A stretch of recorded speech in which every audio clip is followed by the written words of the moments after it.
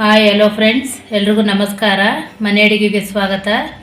ಬನ್ನಿ, ಇವತ್ತಿನ ವಿಡಿಯೋದಲ್ಲಿ ನಾನು ನಿಮಗೊಂದು ತುಂಬ ರುಚಿಯಾಗಿರುವಂತಹ ಕುಂಬಳಕಾಯಿ ಪಲ್ಯ ಮಾಡೋದನ್ನ ತಿಳಿಸ್ಕೊಡ್ತಾ ಇದ್ದೀನಿ. ಅದಕ್ಕಿಂತ ಮೊದಲು ಯಾರು ನಮ್ಮ ಚಾನಲ್ನ ಸಬ್ಸ್ಕ್ರೈಬ್ ಆಗಿಲ್ವರು ಸಬ್ಸ್ಕ್ರೈಬ್ ಮಾಡ್ಕೊಳ್ಳಿ. ಹಾಗೆ ಹೊಸಬ್ರಿದ್ರೂ ಕೂಡ ನಮ್ಮ ಚಾನಲ್ನ ಸಬ್ಸ್ಕ್ರೈಬ್ ಮಾಡ್ಕೊಳ್ಳಿ. ಬನ್ನಿ, ಇದಕ್ಕೆ ಏನೇನು ಪದಾರ್ಥಗಳು ಬೇಕು ಅಂತ ತಿಳ್ಕೊಳ್ಳೋಣ.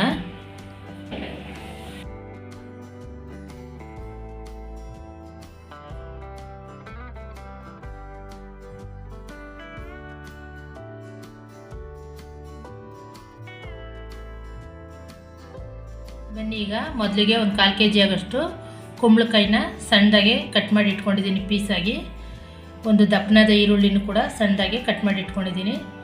ಒಂದು 5 ರಿಂದ 6 ಹಸಿಮೆಣಸಿನಕಾಯಿ ಉದ್ದ ಪೀಸ್ ಮಾಡಿ ಇಟ್ಕೊಂಡಿದ್ದೀನಿ.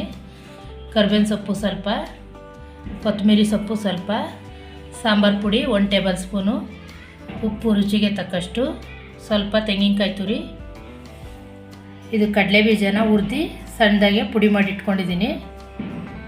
1 ಟೇಬಲ್ ಸ್ಪೂನು ಕಡಲೆಬೇಳೆ, ಸಾಸಿವೆ ಸ್ವಲ್ಪ, ಎಣ್ಣೆ ಒಗ್ಗರಣೆಗೋಸ್ಕರ. ಬನ್ನಿ, ಈಗ ಹೇಗೆ ಮಾಡೋದು ಅಂತ ತಿಳ್ಕೊಳ್ಳೋಣ. ಬನ್ನಿ, ಈಗ ನಾನು ಒಂದು ಬಾಣಲಿನ ಕಾಯಕ್ಕಿಟ್ಟಿದ್ದೀನಿ. ಇದಕ್ಕೆ ಒಂದು 4 ಸ್ಪೂನ್ ಆಗೋಷ್ಟು ಅಥವಾ 3 ಸ್ಪೂನ್ ಆಗೋಷ್ಟು ಎಣ್ಣೆ ಹಾಕೋತಾ ಇದ್ದೀನಿ. ಈಗ ಎಣ್ಣೆ ಕಾದಿದೆ, ನಾನು ಸಾಸಿವೆ ಹಾಕೋತಾ ಇದ್ದೀನಿ. ಜೊತೆಗೆ ಕಡಲೆಬೇಳೆ,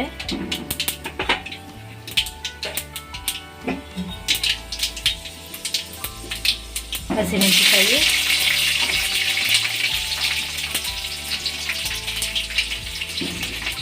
ಕರಿಬೇವಿನ ಸೊಪ್ಪು ಮತ್ತು ಈರುಳ್ಳಿನೂ ಕೂಡ ಹಾಕೋತಾ ಇದ್ದೀನಿ.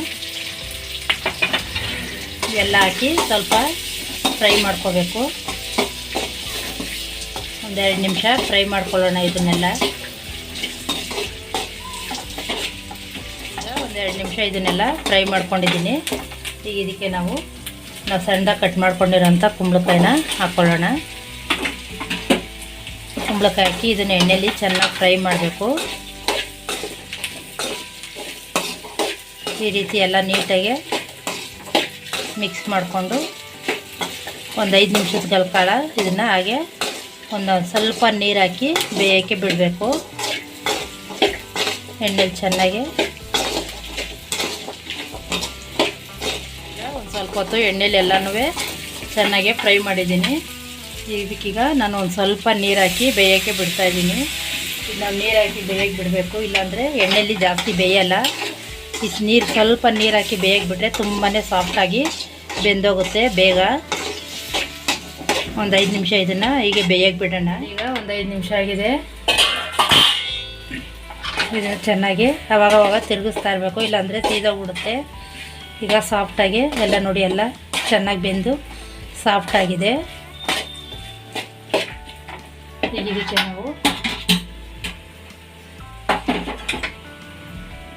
ಸಾಂಬಾರು ಪುಡಿ, ಕುಂಬಳಕಾಯಿ ಸಿಹಿ ಇರುತ್ತಲ್ಲ ಅದಕ್ಕೋಸ್ಕರ ನಾವು ಸಾಂಬಾರು ಪುಡಿನೂ ಕೂಡ ಹಾಕೋತಾ ಇದ್ದೀನಿ. ಸ್ವಲ್ಪ ಖಾರ ಇರುತ್ತೆ, ಖಾರದ ಥರ ಇದ್ದರೆ ಚೆನ್ನಾಗಿರುತ್ತೆ ಅಂತ ಕಡಲೆ ಬೀಜದ ಪುಡಿ ನಮಗೆ ಎಷ್ಟು ಬೇಕೋ ಅಷ್ಟು ಹಾಕ್ಕೋಬೋದು.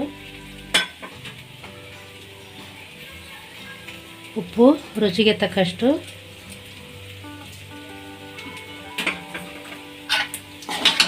ಇದೆಲ್ಲ ಹಾಕಿ ಚೆನ್ನಾಗಿ ಮಿಕ್ಸ್ ಮಾಡ್ಕೊಳ್ಳೋಣ.